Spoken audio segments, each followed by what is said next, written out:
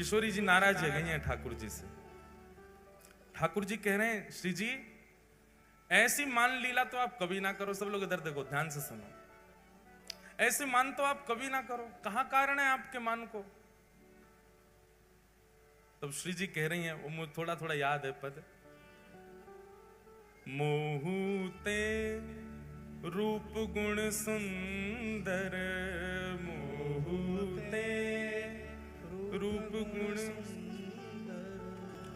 कहाँ पाई बिन मोलनी प्यारी झुकी, कहाँ पाई।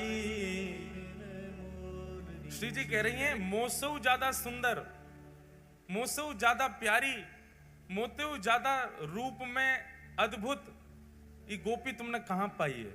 ठाकुर जी बोले कौन सी गोपी? मेरे संग तो श्री जी कोई भी ना है, मैं तो अकेलो आया हूं, और आपसे ज्यादा सुंदर कौन है सके ब्रह्मांड में? कहां देख ली, कहां मिल गई? श्री जी तो रूठ के बैठ गई, मैं ना बता रही कहां मिली, अब ना बताऊंगी। ठाकुर जी कहने जो कोई बात है? अरे नहीं बताओ तो सही, क्या बात है आप नाराज है रही हो? कौन सी गोपी, कहां देख ली आपने?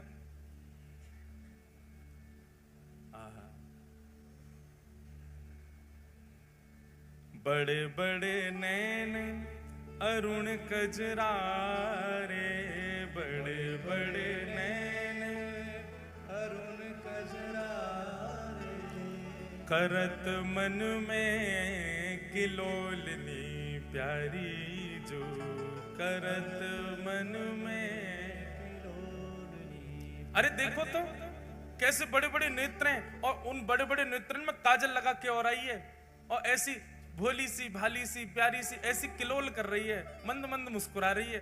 ठाकुर जी बोले मैं कहां जाऊं, है कहां जे गोपी, ये दिख कहां रही है आपको? श्री जी बोली मैं ना बता रही, रूठ के बैठ गए।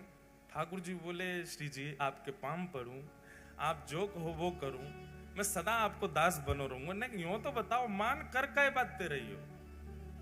इतने में ललिता विशाखा आ गई, और विशाखा ललिता सो श्री जी कान में कह रही हैं काय बात से नाराज? ललिता जी बोली अरे श्याम सुंदर तुम्हें शर्म ना आवे हैं? हमारी श्री जी पूरे दिन आपकी बात निहारते हो, तुम दूसरी गोपी इनके पीछे पीछे डोलो।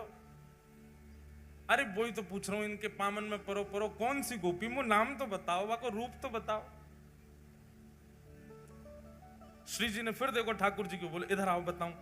जैसे ठाकुर जी समीप आए तो ठाकुर जी ने गले में एक नील मणि पहन रखी, वह नील मणि को उठा करके श्री जी बोली देख ललिता यहां में जो छप रही है गोपी जी है।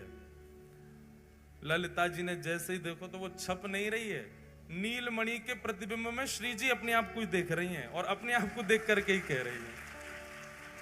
नील मणि के प्रतिबिंब में श्री जी स्वयं को ही देख रही हैं और कह रही हैं मोते हु रूप गुण सुंदर कहां पाई बिन मोलिनी, बड़े बड़े नैन अरुण कजरारे करत मन में किलोलिनी, प्यारी जू की सहज अटपटी बोलनी।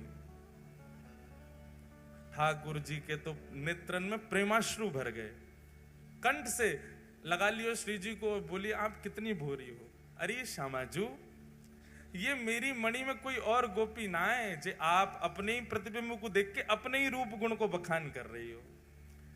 श्री जी बोली हैं सच में जे मैं ही हूं?